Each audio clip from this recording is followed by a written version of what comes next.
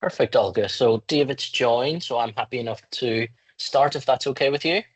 Yes, okay. So thank you, Stefan. Thank you, David, for giving this webinar to us. Here's mixed team of ASBIS and our partners. So we are all together here to participate in your webinar and know more about Arctic Wolf solutions. So we give you all the rights to make a presentation now. Please start the presentation now.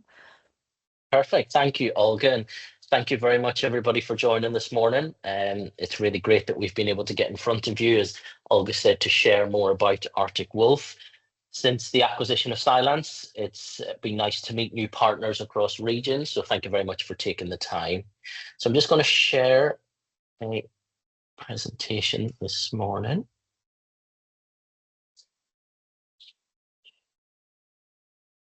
Perfect. So as I said, welcome everybody today.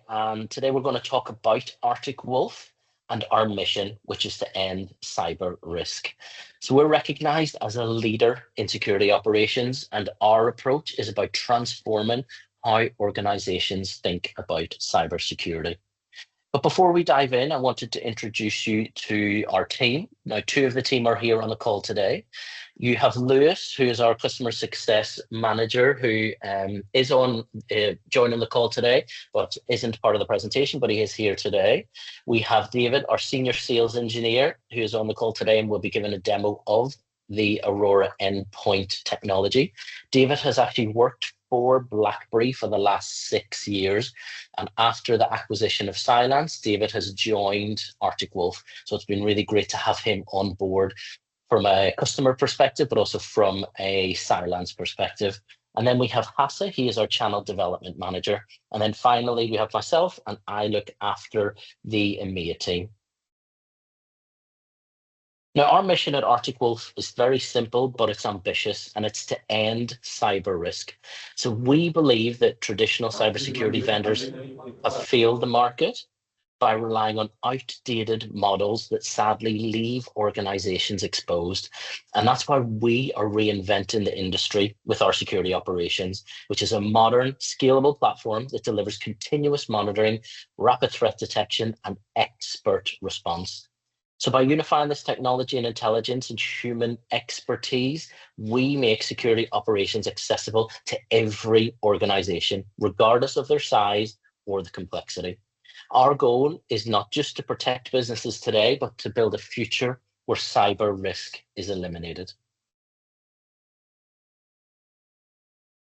So sadly, cybercrime is growing faster than security spend. And what you can see on this slide is in 2024, losses hit 16.6 billion, which is a 33% increase from the previous year. And despite $183 billion being spent on security, with over 4,000 vendors, there is sadly an effectiveness gap because traditional approaches to cybersecurity just aren't working. And we would like to show you today how Arctic Wolf is aiming to close that gap. Now, a little bit more about Arctic Wolf. We have the world's largest commercial SOC. There's no other company in the world that has a bigger commercial security operations center than us. And we are a global leader in security operations. We have over 10,000 customers across 100 countries that are supported by over 1,000 security engineers. We process more than 9 trillion events per week and handle over 1,000 incident response engagements annually. And this really demonstrates our size, our scale, and our expertise, which makes us a trusted partner. But our leadership is also validated by analysts like the IDC and Gartner, and awards from Fast Company and Deloitte. We hold certifications like SOC 2 and ISO 27001, and we partner with AWS and Microsoft. And what you can see is this recognition really underscores our commitment to excellence. And as you know, back in March, right about March time, Arctic Wolf acquired Cylance from BlackBerry. Now, we understand that for many partners and customers, this can be a nervous time with the acquisition of Cylance, but Endpoint has now been acquired by a dedicated security operations partner. and is a very, very important long-term investment for Arctic Wolf. The Endpoint solution now forms part of our overall Aurora platform. And since the acquisition, we've already rolled out updates, which my colleague David is going to talk to you about, but one that our customers are loving is the behavioral detection engine. And just last week, we announced our acquisition of Cybersecurity, which enables us to enhance our AI-powered ransomware prevention and rollback capabilities. Now, before we jump into a demo on Aurora Endpoint, I'd like to give you a quick overview. So Aurora Endpoint is Arctic Wolf's next generation AI endpoint protection solution, which is designed to deliver advanced threat protection and response in a single lightweight agent. Unlike traditional solutions, Aurora Endpoint combines behavior analysis, machine learning, and real-time threat intelligence to stop ransomware, malware, and zero-day attacks before they impact a business. It's fully integrated with Arctic Wolf Security Operations Cloud, which means you can get continuous monitoring, expert threat hunting, and rapid response, which can all be backed by our concierge security team. So our goal is simple: reduce complexity, improve protection, and give you complete visibility across your endpoints. Now let's see Endpoint in action. So David, are you okay if I stop sharing and hand over to you? Yeah, absolutely. Thank you, Stefan. Let me just quickly share my screen. I'll try and keep this as interactive as possible. Perfect. So nice to meet everybody. I'm a sales engineer here at Arctic Wolf now. I actually came across from Cylance, or when it was owned by BlackBerry. So I've been working with this technology for about 6 years now. And for those of you who are familiar with Cylance and where it came from, I apologize. I'm just going to give a very quick overview of exactly the history of it. So the technology was started and initiated in 2012 when Cylance was founded. And it was founded by an ex-McAfee employee. I think he was the CTO, a guy called Stuart. And he realized that signature-based detection wasn't able to keep up with the amount of brand new, never seen before viruses out in the wild every single day. At the time, back in 2012, that was around 100,000 new viruses every day. We move all the way up to today, and we're up to nearly 600,000 new viruses every single day, and that doesn't even include the AI-generated polymorphic viruses. So the scale and the speed at which it's advanced, you need AI. If you are relying on known signatures and known threats, you are not going to be able to protect yourself to any good level. So Stuart, the ex-McAfee employee, founded Cylance, and Cylance was the very first company in the world to apply artificial intelligence and more specifically machine learning to antivirus. And what that means, especially when you talk about machine learning, is because we've been doing it longer than anyone else, we have an extremely mature detection algorithm, and that allows us to remain 100% AI based. We don't have any other techniques that we utilize. We don't utilize any heuristics. We don't utilize any signatures, patterns, sandboxing, nothing like that. We are 100% AI based, and that gives us a really unique selling point in the market, that our endpoint is extremely lightweight. That was the mission from Cylance initially. It's a play on the word silent. So we want to have that extremely high levels of protection while remaining extremely lightweight and silent on that device. And that's where we are today. And to be honest, that's why Arctic Wolf have purchased this technology. One thing which is also worth mentioning before we jump into the demo is that the way we do AI is unique. A lot of other vendors out there claim to do AI or supplement with AI, but at the core of their detection is signature databases, which is extremely legacy and it's not enough, as I said before. if you've got 600,000 brand new viruses every single day, you cannot be relying on signatures. So our detection algorithm is only 90 meg. So in size, on the agent itself, it's 90 meg, and it sits locally on that agent. One of the big advantages of doing it that way is it doesn't matter whether the agent or device is online or the device is offline, you still get the exact same levels of protection. And that is a big difference and a really unique way. When we talk about a lot of other vendors and AI and every single company out there, no matter what they're doing, whether they're a cybersecurity company or whether they're making fridges and microwaves, they're all using AI, but it's really important to understand exactly how the AI is being utilized. And some of the big players out there, their AI is all cloud-based. Yes, they have AI, but in the background and underneath, there's a lot of legacy detection methods and security which are still being used, which are only supplemented with AI on top. So it's really important to understand that and understand the differences of all of these utilizations of AI.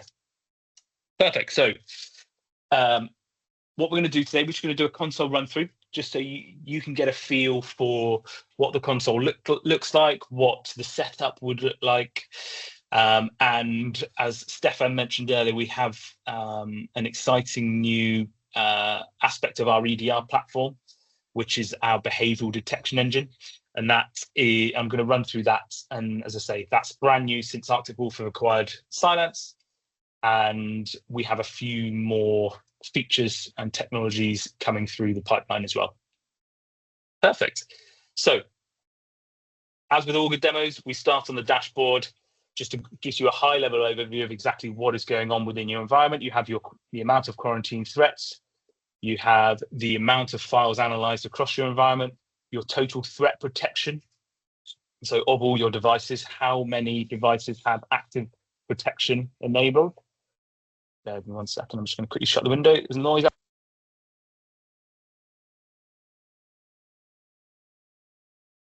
Perfect. So this is the percentage of protection across your environment. So in an ideal world, you would want to see 100. Being a demo environment, someone's got an agent there which hasn't got active protection enabled, and then device protection, the same concept.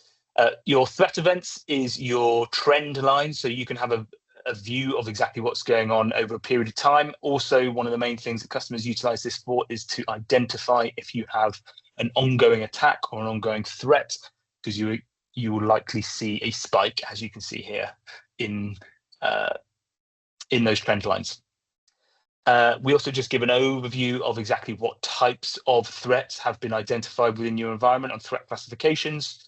We break those down by priority. I'll dive into the priorities a little bit later when we have a look at the behavioral detection engine, but that's quite an important aspect.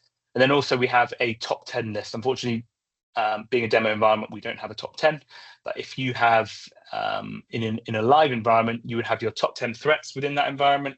You have your top 10 devices and your top 10 zones as well. That's a good segue into zones. So the way we group devices and the way that we assign policies to those groups is something called zones. It's extremely simple. You have a zone, which is a group of devices, and that zone has an associated policy. So when a device gets added to a zone, they pick up the associated policy. Nice and simple. However, the magic happens when you start creating rules and allowing dynamic rule assigning of devices. So let's say, for example, I wanted all of my Windows 10 devices to have a specific policy.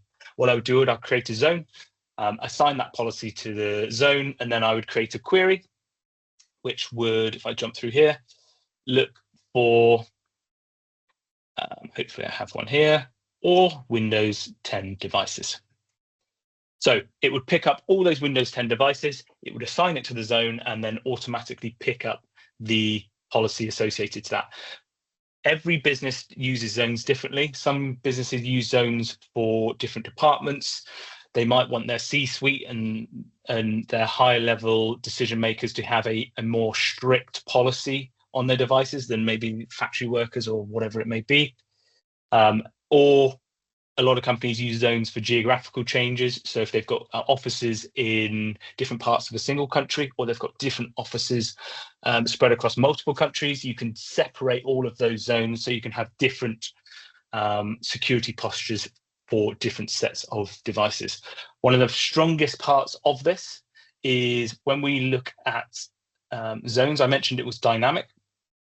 If we created that zone, for example, pulling all those Windows 10 devices, if that device then upgraded to Windows 11, we can set it dynamically to automatically pick up the correct zone. So I've got a customer using this who actually specifies it by IP address range. So first of all, most offices which are interconnected will have different IP address ranges so that they can talk, but also Wi-Fi will often have a separate IP address range. So when a device connects to that Wi-Fi, they get a different IP. We can create it so as soon as a device moves offices, it will automatically pick up a new policy via the zone. So that's where this dynamic mapping, and you have full control over that with the queries that you create. So that's where we take a lot of the admin overhead away, providing you set this up initially.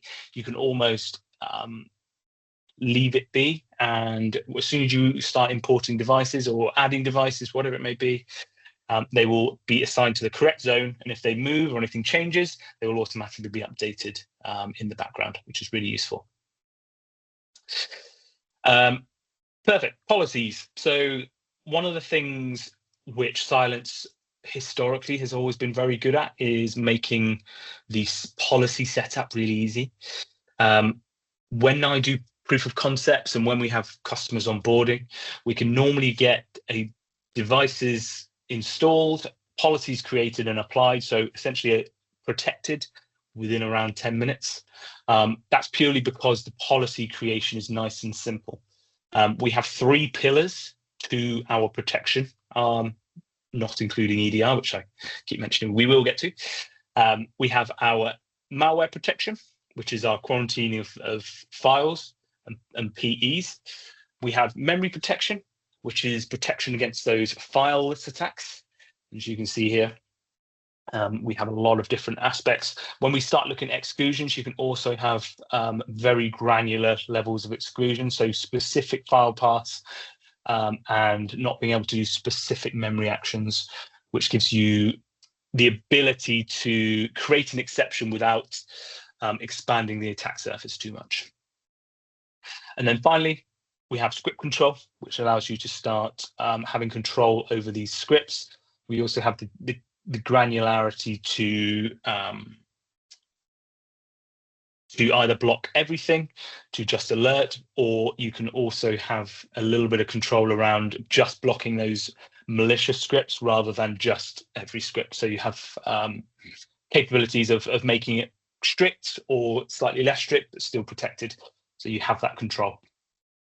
Device control is, I wouldn't say it was a feature, it was an aspect of the solution which allows you to control what USB mass storage devices are plugged into our devices with Aurora.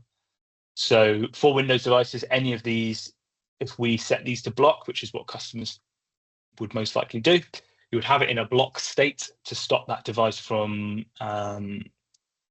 sending anything malicious onto that endpoint. If you have a device which you allow, or you know that one of your users needs to use this USB stick, then you can add the exclusion and add it to the whitelist, and then they can carry on and use that stick as they normally would. It gives you that control to make sure that people aren't constantly plugging in unknown USB devices into your environment. Application control, I'm going to move past. It is essentially the ability to stop any modifications of files unless you have a dedicated change window, but it's quite a unique use case. So I haven't seen this that often with a lot of our customers. Focus. So Focus is our EDR tool. I'm going to very quickly run through this. As I mentioned before, our EDR has been revamped and is now the behavioral detection engine. What I will quickly show you here is the way that we collect data. So one of the things about EDR is that we need to collect a lot more telemetry. EDR is about visibility. And in order to gain that visibility, we need a little bit more information from those endpoints. So by default, when you install our EDR, it will pick up file network registry, things like that, just generic information around on that device, which it can use then to identify threats. However, if you want to have additional sources of telemetry and data being sent to us, you can do this here. Now, the reason we do this is because when it gets up to us in the cloud, we then utilize AI to collate and look for patterns within all of that data and that telemetry. As with all AI, the more data you have, the better it is. So I'm not saying I recommend customers turning every single one on, because quite often a lot of these won't be specific to your needs. However, you do have the control and the capability of adding additional information into that AI. And if you want to start sending HTTP visibility or DNS lookup visibility to see what DNS lookups your devices are doing and how that might relate to certain events and certain attacks, you have the capability of doing that. But I'm not going to spend too much time on here. I'm going to move on to EDR momentarily, because we have a whole new detection engine associated to that. Agent settings, standard agent settings. One of the main things here is just service shutdown from the device to make it tamper-proof. We also have the ability to monitor the installed applications. So if you have a Windows device where you want to monitor the applications and the application versions, the agent will pull all that information for you, as well as disabling integration with Windows Security Center. So for those of you who aren't aware of Windows Security Center, that's essentially Defender. Now, what this allows you to do is, by default, if you were to install Aurora on an endpoint, or sorry, a Windows machine, it would disable Defender. However, because Aurora is so lightweight, we actually allow Aurora to run side by side with Defender. So you have almost a double layer of protection. One of the things it's worth noting here is that they actually work in different ways. So the way Aurora works is monitoring disk, whereas Defender monitors memory actions. So you're almost doubling up that protection level, but it's not for everyone. It just gives you that option. If you wanted to run both of them, you can disable the automatic disabling of Defender if you wanted to do that. Perfect. Right. So let's say we have an alert triggered. So what I'm going to do, we have two products, which is our Protect and Focus. Protect is our antivirus. Focus is our EDR. So we haven't talked about EDR yet. We've just talked about antivirus. So let's jump into Protect and pick up a detection. So when we first detect an unsafe file, on the left-hand side, you'll get an overview of exactly what priority that file is. You'll also get a classification of that malware. So this is Lockbit, which is a ransomware, and it was picked up by Protect. We have the hash value of that file if you wanted to copy that out into VirusTotal. We also, on the right-hand side, have a little bit more information around the path the user used, when it was triggered, and what the username was. If we wanted a little bit more information, we can dive into the file itself. Now, in the top left, we have something called the file reputation. This is the AI detection engine. So the AI detection engine will score a file between 0 and 100 based on millions of different signals and attributes of that file. And 0 being not malicious, 100 being as malicious as it can be. In this instance, this is extremely malicious. It's a well-known piece of ransomware. So you get a little bit of information around it. You get when it was first found. You'd also have the ability there and then to global quarantine it across your environment, or if it was a false positive, you could then add it to the global safe list. Have the ability to download the file. So if you click this, I'm still yet to find someone who is brave enough to do this, but it will download it in a zip file with a password, so you can potentially do some testing on your own. If you had maybe a false positive you weren't sure about, you can absolutely do this and see what was going on. You also have the ability to jump out to some third parties like VirusTotal, where you can actually map it against some of the other vendors out there and see what they're looking at. One of the great things about AI is that it does a lot of the legwork for you. It will look at that file, it will analyze it, and it will make a decision for you. It's quite binary, so it's either yes or it's no. What we can do is provide evidence reports. So these evidence reports give you an indication as to why the AI agent made that decision. So if you are unsure about a file and you're not sure why it's been blocked, then you can come in here and have a little look exactly what that file is doing, what the attributes of that file are, which made the AI engine think it was potentially malicious. So it gives you that bit of control over the AI. The AI is going to make that decision. You can absolutely add it to the global safe list if you feel like it's a false positive, but you might need a little bit of extra information to decide if it is a false positive or not, or you want to continue blocking it going forward. But from an antivirus perspective, using AI, it takes a lot of the legwork away from you, and it is pretty straightforward, and it will block it, as I mentioned before. Perfect. So that's antivirus, that's AI-driven, provides file-based prevention, memory protection, script control with additional capabilities like device control, etc. Now, EDR. For those of you who aren't familiar with EDR, the EDR concept is, the best way to put it is that it gives you additional visibility to alert on indicators of compromise, to stop a potential hands-on keyboard or an APT from happening.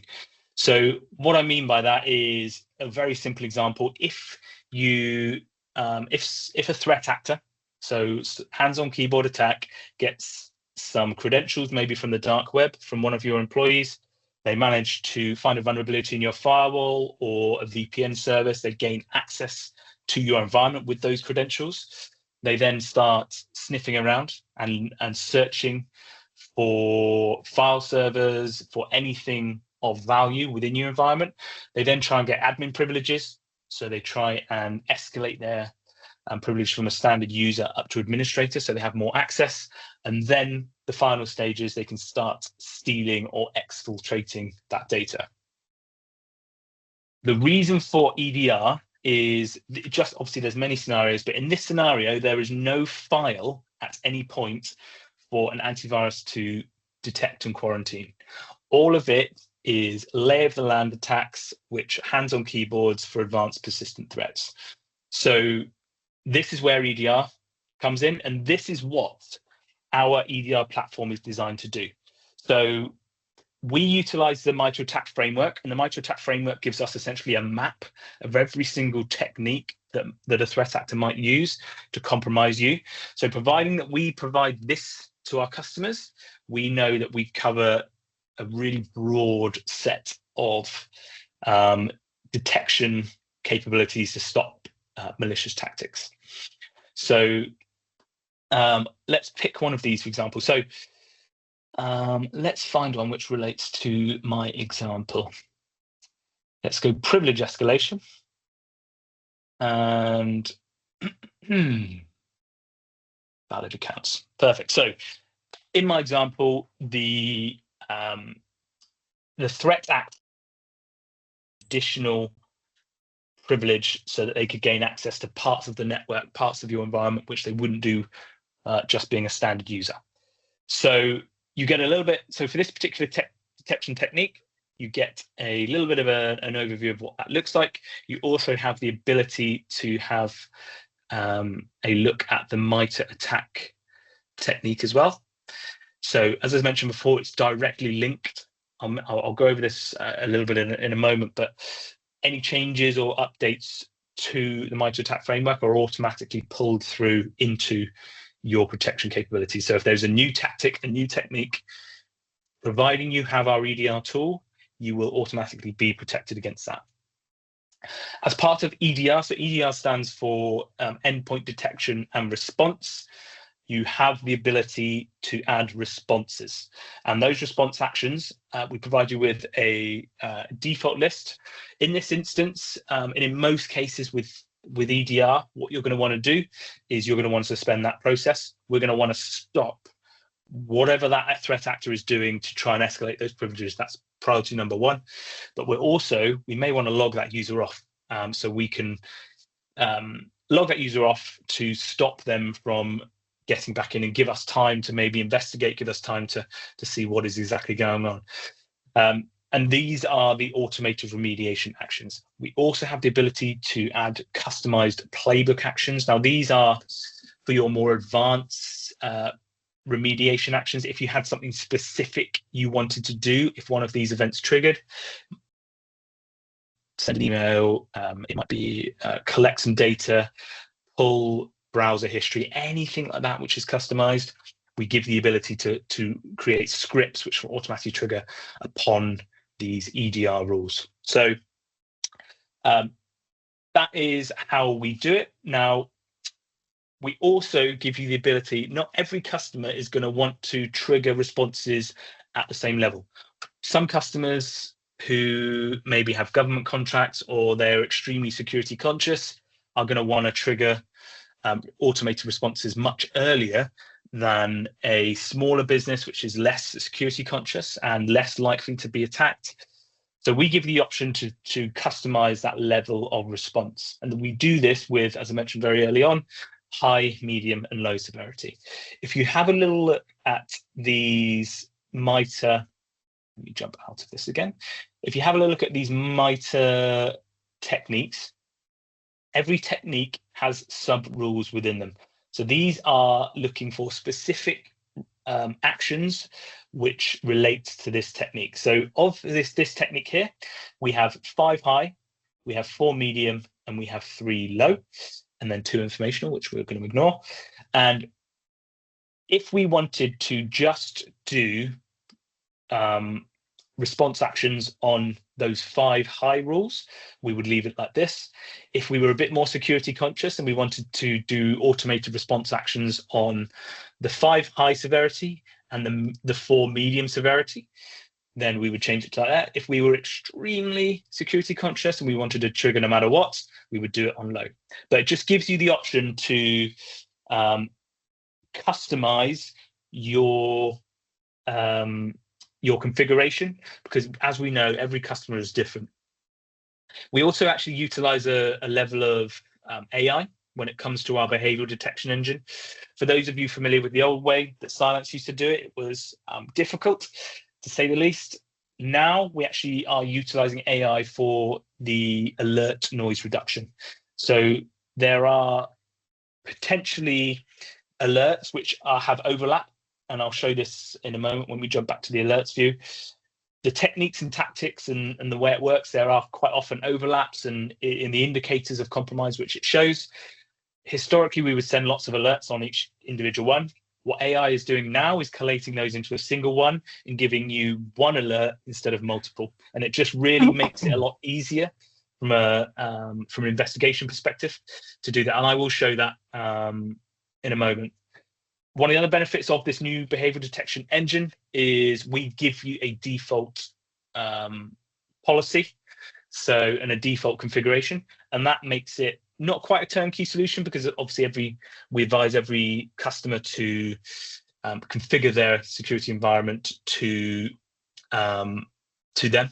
Every customer is different, but we are moving more towards a turnkey. If you purchased EDR, you can have EDR enabled within your environment very quickly, and then you can just fine tune it to exactly how you want to use it, which has proved a lot better from an onboarding perspective with our customers. And then, as I said before, we map directly to the MITRE attack framework. So we map all of these T numbers and the tactics on top of those.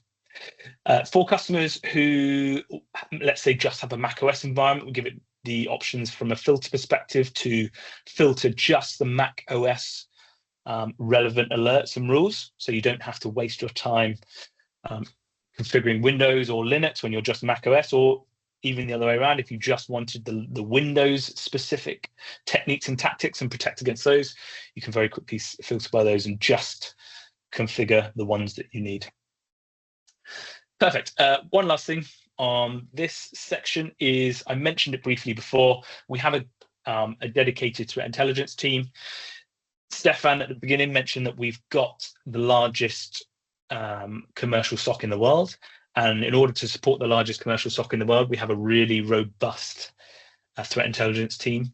So what their job is, well, it's not their primary job, but that one of their jobs is to make sure that any new techniques, any new tactics are detected, identified, and created within our EDR tool.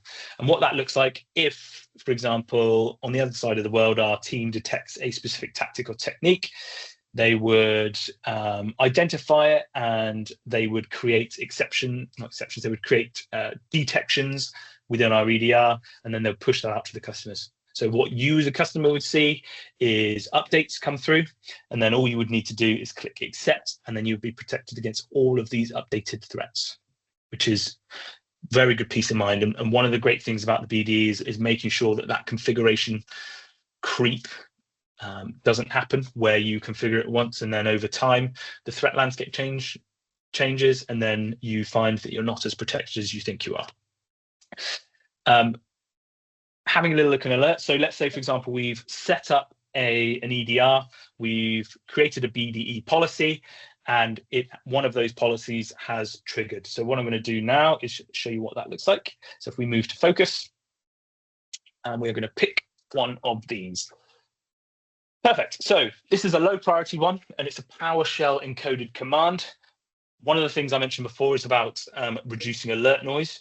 We can actually see we've got multiple detections here for two different tactics, and then 1, 2, 3, 4 different separate techniques that this falls under.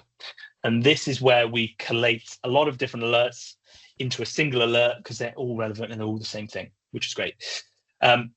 One of the first things that customers do is utilize our generative AI. We've talked a lot about predictive AI. We also utilize generative AI with something called Alpha AI.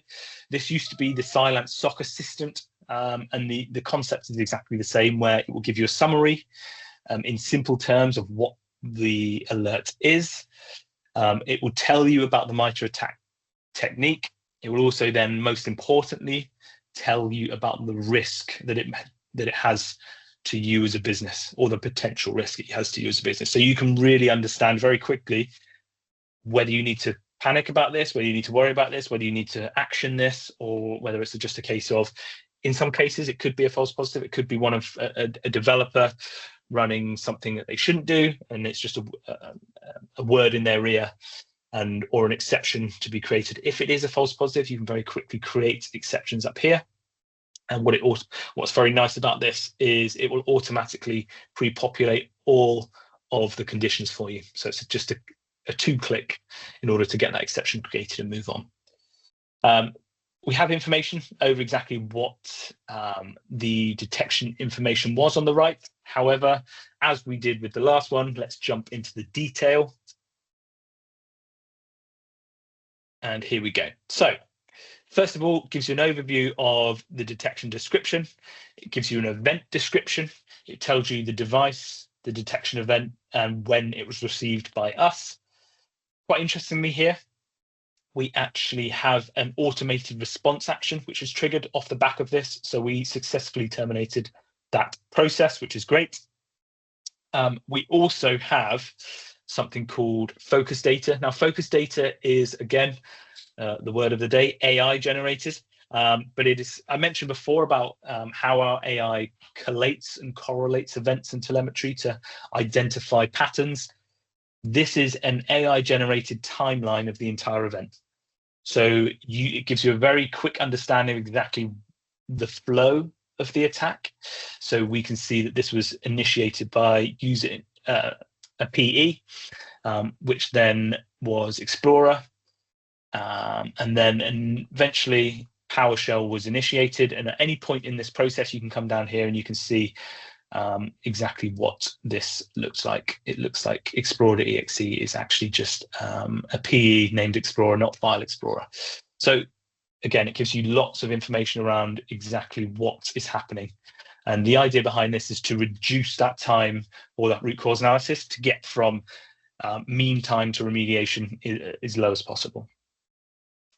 Perfect. So that is what happens when an EDR event triggers. And in this instance, it not only triggered and detected that something was happening, it also prevented it, which is perfect. We have something called threat hunting. So for example, we can see here at this part of the process, the command line is actually trying to launch a PowerShell script called launch shady ttp.ps1. I want to know if in my environment there are any other launch shady.ttp.ps1 actions going on. And this is where threat hunting comes in. We have two versions of it. We have a GUI version, which just is a simplified way of creating those queries. So for example, if I wanted to pick a query, pick a zone, so I specify a zone and I go shady ps1, fine. So I'm looking for that shady ps1 within my environment. All I do is submit that query. And one thing to note, I did that directly from the initial launch. So I didn't have to fill any of this. It pulled through all the information for me, the name, command line, the specific artifact. All I needed to do was just specify a zone and run that. We have the second version, which is a advanced query. So this is the same. We have all of your telemetry. We have all of your data. We are just giving you the tools to be able to search that data and look for potential indicators and allow you to fix and identify threats before they cause a problem. This is a little bit more complicated because we use a standard query language called EQL, but it does require you to be proficient with query syntax. So providing you are and you understand what you're doing, you can start creating searches and queries within your environment, which you can then schedule down the line. So if you wanted to do daily, run these queries daily, you can schedule these and receive emails, or you can run them on demand as well. So the idea behind threat hunting is just to give you a proactive approach. By all means, you can sit there and wait for Aurora to trigger, Aurora to alert and let you know something is happening. Or if, for example, you wanted to be a little bit more proactive, you can use threat hunting to look around your environment and identify any potential vulnerabilities where you can be a bit more stay ahead of the threat actors. Final couple of things here. One of the great things about our EDR tool is the ability to provide a device lockdown. So if I jump to devices on EDR, if a great example for this, if we have a device where you suspect there is ransomware, an active ransomware attack going on this.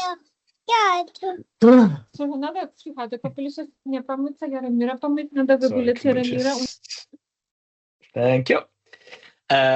If we have an active ransomware going on that device, the first thing we're going to want to do is unplug that device from the network, just to make sure that's not encrypting any file shares, any online repositories, anything like that. That's the first protocol. We can do that through our EDR tool with something called device lockdown.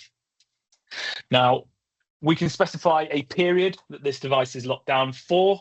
We can also do a partial lockdown, which essentially blocks all network traffic except the connectivity to the console. The reason for doing this, if you have a device which is maybe at a remote office or not in front of you, which if you lock it down, then it's bricked, you can put a partial lockdown while you investigate. If it's just a user who is maybe downloading films or doing something they shouldn't do, and it's a false positive, you can then remotely re-enable that device. So it gives you the control to commit to a lockdown, but without committing, you can easily roll it back. If you did decide to do a full lockdown, what you would need is a password. So we would be able to generate a password, and that would need to be entered onto the device for it to be unlocked, to prevent the user from just automatically unlocking it.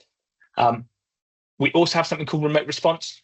So remote response is command line access to your devices. So hopefully this will work. Let's just do something. Lovely. So this is silent command line access to all of your devices. It doesn't matter whether it's a Windows, Linux, or Mac OS device. And the great thing about this is you can use it for anything.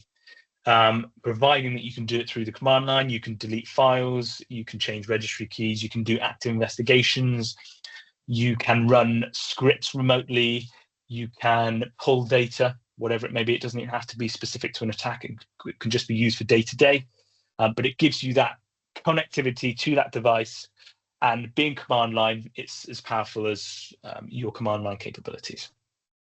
And just to remind you that this is available for Windows, Mac, and Linux as well. The final thing before I wrap this up is package deploy. We give the ability to deploy packages. It's not any package, unfortunately. Those packages are Python scripts. So providing that you can script out anything in Python, you can start providing customized package deployments out there. And that actually ties nicely back into our EDR tool I mentioned earlier about playbooks within the EDR tool. This is where the packages are created and kept together.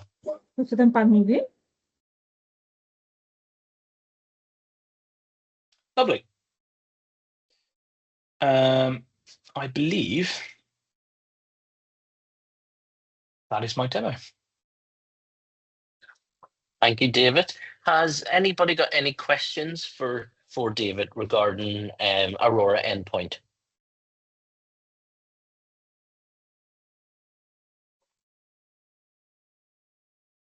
No? Excellent. So what I'm going to do is just spend a little bit of time then talking about why partner. Well, actually, sorry, first, David, are you okay? Sorry, Stefan, just one question. What's the main difference between the period of silence with BlackBerry and now with Arctic Wolf? What's the advantage of becoming part of the Arctic Wolf family? I'll let David answer that question if that's okay. In terms of technology and also for the partners, in terms of partner program. Absolutely. So I'll talk about the technology, the changes. So I came from Cylance. One of the difficulties we had with Cylance, and specifically BlackBerry, was the development lifecycle. Anything we needed from a feature release perspective took too long. So moving across to Arctic Wolf, they're much more agile. And we saw that with the release of the behavioral detection engine. So they've released that BDE since it's come from Cylance. And if we look at the managed aspect of it, having the world's largest SOC and the expertise that comes alongside that, it's going to make the product much, much better. And over the next year or so, you're going to see a lot of changes and a lot more additions in functionality and features to the Aurora platform. And Stefan mentioned it before, we've also just acquired last week another bit of technology called Upsight, which is just going to bolster our detection capabilities. So it's going to, in a year's time, hopefully you won't recognize it from the old Cylance days. And the aim for this is to make it industry-leading endpoint technology. I don't know if you wanted to comment on the partner side, Stefan. Yeah, I will do. We'll have a couple of slides on being a partner at Arctic Wolf and what that looks like. But what I'd love for David to share, just to put you on the spot, David, sorry, let me just get this ready, is to talk about a little bit more about the licensing side and the managed. So So we're just going to put up one slide for David to talk through, if that's okay. Yeah, David, are you okay just to talk to this slide?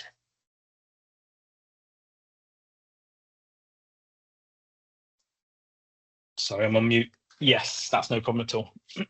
So for those of you familiar with Cylance, this should be pretty familiar. We haven't reinvented the wheel when it comes to the licensing. The way that we do it is we have the tools and the technology in blue, and Aurora Protect is our antivirus, and then Aurora Endpoint Defense is our antivirus and our EDR combined, rolled into a single package, which we call AED. Anything in red is part of our managed offerings, and this is really where joining Arctic Wolf, where it has such a vast amount of expertise when it comes to security services. It's where you get a lot of benefit. So this takes your tools and you essentially take a hands-off approach, and the Arctic Wolf team will monitor and triage all of those events and alerts 24/7, 365. It will do all of your security investigations and remediations. If it can't do remediation, it will guide you through any remediation actions that are required. It will give you threat hunting capability. So I mentioned it previously before about the ability to search within your environment for specific vulnerabilities and specific threats. The Arctic Wolf threat hunting team will do that for you. And because they are so close to the threat intelligence team, they get the information before anyone else. So the time from a new vulnerability to being protected against that vulnerability or identified is much, much shorter. And then finally, we provide you with health checks and ongoing configuration, as well as one thing I didn't mention was onboarding. So the initial onboarding is all handled by our team, and then the policy creation, the addition of any exceptions, and over time, I mentioned configuration creep is something that we really dislike here at Arctic Wolf. We want to make sure that you have your tooling configured to the best practice and the best it can be. When it comes to cybersecurity, you can have a very average tool configured really well and be very effective, but you can also have a very comprehensive tool not configured well at all and would be completely useless. So it comes, you can have all the tools, but you need to make sure that you have that configuration there on top of that. And that's really what the Aurora Managed Endpoint Defense offers as part of a more complete solution where you can almost hand your cybersecurity over to our team. Thank you very much, David. So I'd just like to spend a few minutes then talking about, and hopefully this answers your question, why partner with Arctic Wolf? So we are a partner-first organization and we sell through partners only. And partnering with Arctic Wolf means tapping into the fastest growing cybersecurity market. Our 100% channel strategy not only drives recurring revenue, but also strengthens customer relationships and positions you as a trusted advisor in a rapidly growing threat landscape. So with Arctic Wolf, you get access to comprehensive enablement resources, a dedicated support partner, industry-leading solutions, and some really great opportunities for growth. We don't just provide products, we empower you with knowledge, tools, and support to build long-term value for your customers and your business. So we have what's known as the Arctic Wolf Partner Portal. So this is where you can get, like we mentioned, the sales tools. You have sales enablement, you've got battle cards, channel sales guides. Then you've also got marketing tools. You can have logos and creative. You've got campaigns that we could look at, any news and communications and promotions. Additionally, one of the best parts of this portal is the asset library. And this is where you can learn more about our products. And a lot of this comes in different languages also, which has been really beneficial with working with partners across Europe. You've got our data sheets, you've got ebooks, white papers, analyst reports, and even case studies. We've got brand enablement and, like we mentioned, news and communication. We've also got our new Aurora Endpoint demo environment. So our most trusted partners get access to the demo environment, just like David just showed, that they can then demo to their customers as well. And we provide you with the enablement so that you can use this demo with your customers. Additionally, on our website, we have Test Drive, which is our fully interactive demo, which either you or customers can use. And then we also have our partner brand guide. So this again is where you get access to all of our logos and guidelines for using our brand. You've got service overviews and descriptions, service names, and real top performing market enablement tools. We also give you access to more documents to put on your website. We've got, again, like we mentioned, service descriptions and resources to really support you in driving demand. We want to work with distribution, and we want to work with you to enable you to be the best possible partner that you can be. So I wanted to leave it open for any questions then that you had, either about the technology or about partnering with Arctic Wolf. So are there any questions? Just one question. What about the rest of the portfolio of Arctic Wolf? Is it going to be available through ASBIS? That's a really good question, and it's the question that we get asked the most from partners. At this moment in time, the only product that we have available is Aurora Endpoint. Now, we do have a roadmap where Arctic Wolf want to grow naturally into every country around the world, but that requires local language speakers, and we want to do it when we can offer you and your customers the best possible service. So it is on the roadmap, but at this moment in time, we can only offer Aurora Endpoint. Any other questions?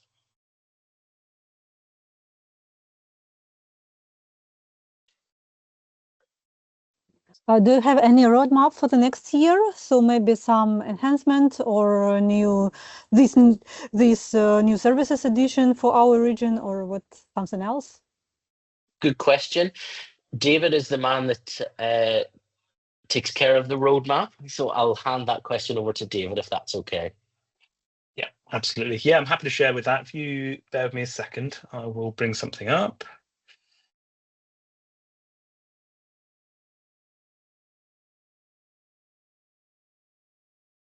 Right.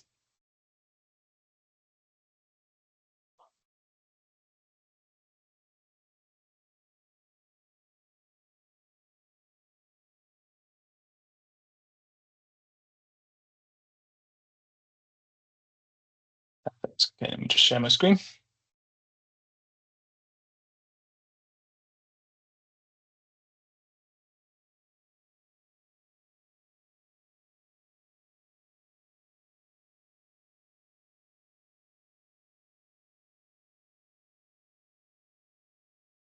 Right, can you see my screen? Yes. Perfect, lovely. So obviously the ink's barely dry on the acquisition takeover, but we do have quite a robust plan when it comes to roadmap. I mentioned it previously. The development lifecycle historically with BlackBerry was really slow, and we are looking to do a lot more from a feature perspective and capability perspective with the product, including, I haven't got any slide on that today, but including the acquisition of the company Upsite in order to bolster the capabilities within Aurora Endpoint Defense. We've also been told that it won't be a separate product. We will be basically stripping it for parts and using all that technology and applying it to the existing Aurora Endpoint Defense product, which is good to hear. Starting with threat analysis, we obviously, as we know, being an AI-based company, we retrain our algorithms constantly. However, we are in the process of enriching our AI models to detect a real boom with weaponized PDFs and weaponized Office documents, to give another layer of protection against some of those specific attack vectors. We also are updating the way that we do updates within our console. I didn't cover it in the demo because I didn't want you to fall asleep, but it's pretty straightforward. We can update all of our agents from the console itself. We do that by the zones. The difficulty you have, it's not very granular. You either update an entire zone or you don't. However, what we're moving to is really fine-tuning that to allow you much more control when it comes to major releases, minor releases, and how you apply that to your agent base. Device policies are getting updated. We mentioned before about how easy it was to configure those policies, but what we are really looking to do is make it a lot more intuitive when it comes to the detection. So we had with the EDR tool, we remember if we had high, medium, and low, we're now going to transition that that wording across to our antivirus as well to give you control over the AI engine when it starts detecting high, medium, and low, especially when we start looking at memory protection as well, to give you a much quicker and easier way to get operationalized with memory protection. Attack graph. So if you remember from the demo, we showed focus view. So that was our AI generated timeline. The difficulty or the feedback that we have had from our AI generated timeline is that it's very linear. It's essentially 2D, whereas we need the ability to show if a single process initiates two separate processes, or a single device has a single device has multiple processes, or a single process is present on multiple devices. So what you can see there quite quickly is that it's more of a spider web, and it gives much more visibility of the entire attack flow, including all the devices involved, all the processes involved. And this has really been a long time coming. This is industry standard now. And it's good to see that we are targeting this for Q3. Finally is ARM support. A lot of our customers are rolling out Surface Pros specifically. So the Surface Pros run on ARM. Up until now, we haven't had protection for that. We are currently in beta version of this. So we have a lot of customers testing this for us at the moment. And then we're hoping to get this global release done as quickly as possible after that. So again, this has been on the radar for quite some time for a lot of customers. And it's just nice to know that we are so close now to allowing ARM installations on ARM devices, sorry. Perfect. So that, to be honest, is our roadmap. We do have a much longer internal 3-year roadmap, but unfortunately it's not customer facing at the moment. So, am I sharing my screen? No, we're all good. Thanks, David. Zafar, I think you had a question. Yes, hi, Stefan. Yeah. Oh, hello. Yeah, Stefan. Yeah. So is this only the ADR solution, right? So what like if someone need an identity protection as well? So like, for example, if someone is using like Microsoft Defender, and since the Microsoft Defender has an EDR and as well as the identity protection and email protection, so why they will be using like, separate EDR solution of the Arctic Wolf and the rest of the solution from the Microsoft Defender side? Yeah, absolutely. So we do not recommend, and no one recommends having 2 EDR solutions running at the same time. So Microsoft EDR solution is Defender for Endpoint, I believe. But we are really talking just about Defender itself. So Defender is just the antivirus aspect, and then Defender for Endpoint is the EDR on top. So the way that you would run both of them is you either had the Aurora EDR with just Defender, or you would have Aurora Protect, which is just the antivirus with Defender and Defender for Endpoint. So the key point here is that you would only ever have one EDR running. Otherwise, they would conflict and fight against each other and not play very nicely. Okay, thank you. Thank you, David. Any other questions? Just one more question.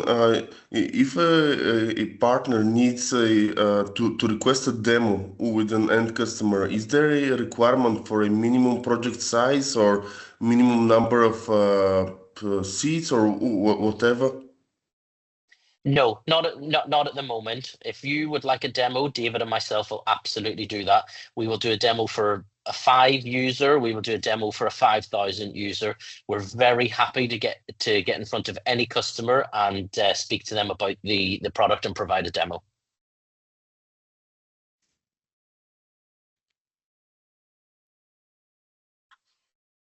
Excellent. Any other questions?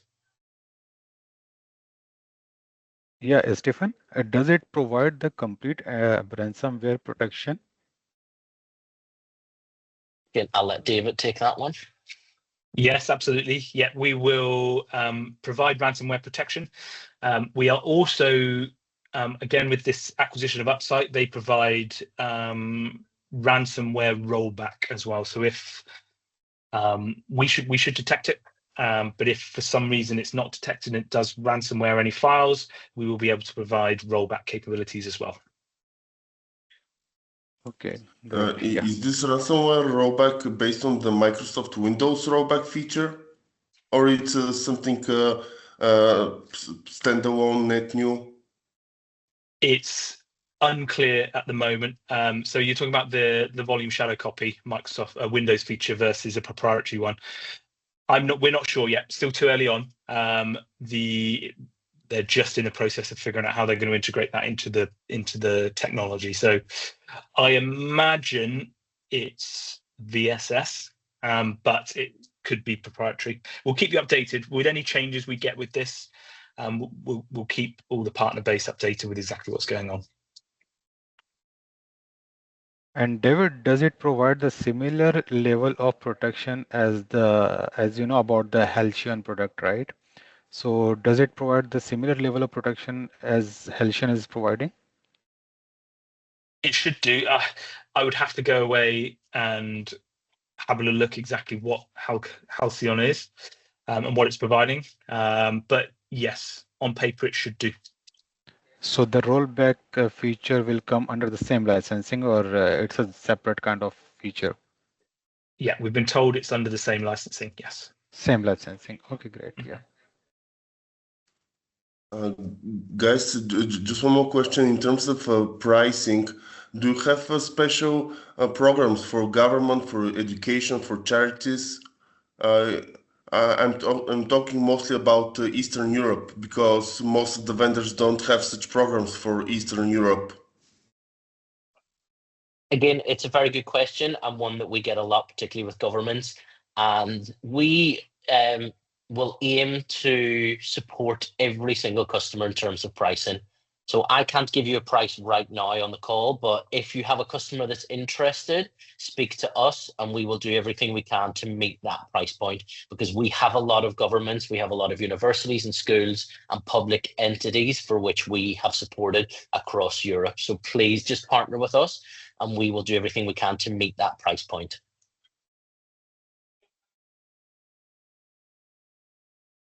And Stephen, do you have a local data center here in the UAE? Again, a question that we get asked a lot, and I'm going to let David answer that one because it's actually one that is asked on almost every one of our calls.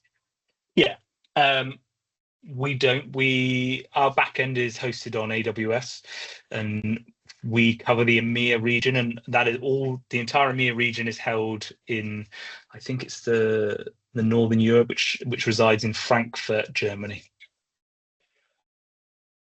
Okay, Germany. Okay. Yeah. Excellent. Any other questions?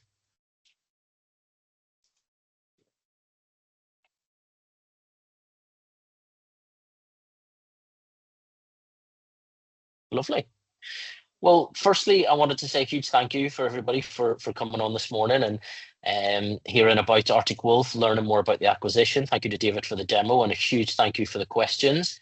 If you do have any further questions, please partner with Olga to get you can contact us directly. I should have put our email addresses on the slide. You're more than welcome to either add us on LinkedIn or as I say, get our direct email addresses. We love to work with partners. We love to work with partners and customers. So if you have a customer that would like a demo or that would like to know more, please involve David or Lewis and myself. We're more than happy to speak to you. But again, a huge thank you for joining us this morning. And I'll hand it over to Olga to close us out.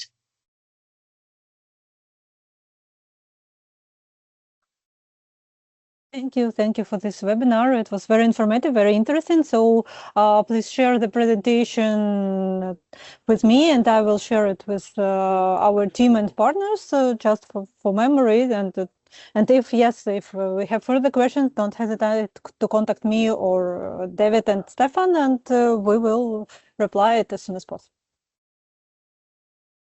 That's great. Thanks, Olga. Have a lovely day, everybody, and take care. Yes. Thank Take you. care, Stephen. Thank you, everybody. Take care, David. Take care. Thank you. Thank you, everyone. Bye-bye. Thank you. Bye-bye.